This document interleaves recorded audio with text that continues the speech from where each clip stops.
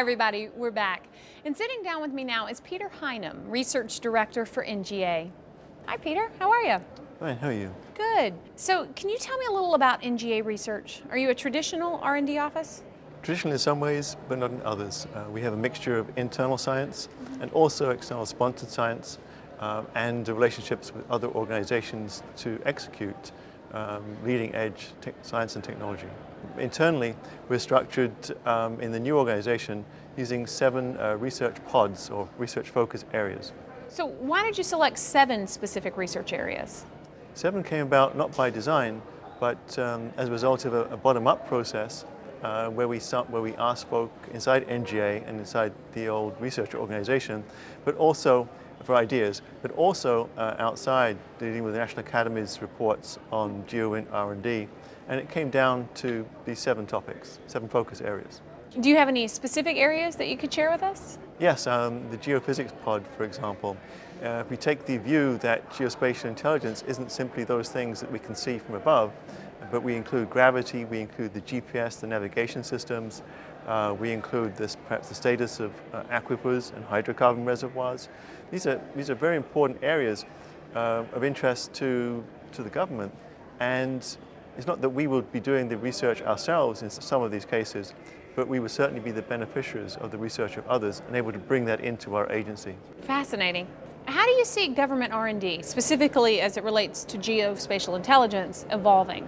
As we all talked about, in the larger commercial world and the university world, geospatial intelligence related work is normal now, is widespread. A lot of satellites going up, a lot of analytics being brought online.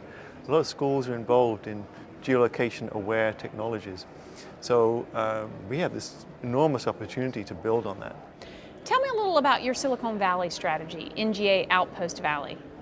So NGA is going to work really hard to establish relationships to leading edge organizations, technology organizations and schools in Silicon Valley.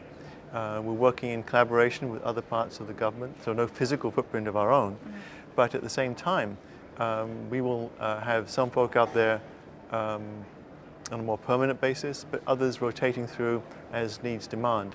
Because as you know in business, to really make something work, you have to establish the relationships. Right. And the only way to do that is to have a presence of some kind. But then behind that, especially in technology areas, we really want to have a mix of analysts and research and developers able to come into play as we need them. What technology and skill sets are NGA specifically interested in Silicon Valley and in general? Wow, it's a very broad question. Pretty much everything they have there in Silicon Valley could be of interest, not just geospatial related, but perhaps things to do with other systems that we use in-house that are not specific to the mission, but are more support functions. Other companies, big companies have faced these many times, and so many opportunities to build on. Right, absolutely. How do you plan to transition powerful technologies? The only way I've seen technology transition actually work, which is actually both for us, both the technology itself, but also the knowledge of how something does or does not work, is to involve people in the transfer. We have the one-liner in the research world that you toss the result over the transom and you hope someone's on the other side to catch it. Mm-hmm. And so often, if the change is going to be very important and disruptive, there's no one there willing and able to carry the ball and take it home. So my intention is to use some structures we have inside NGA to move people and resources along with the technology long enough to give it a chance to take root. So the human element. The human element, absolutely. Well, Peter, it sounds like you all have a lot going on. Good luck, and thanks again for stopping by to visit. Thank you.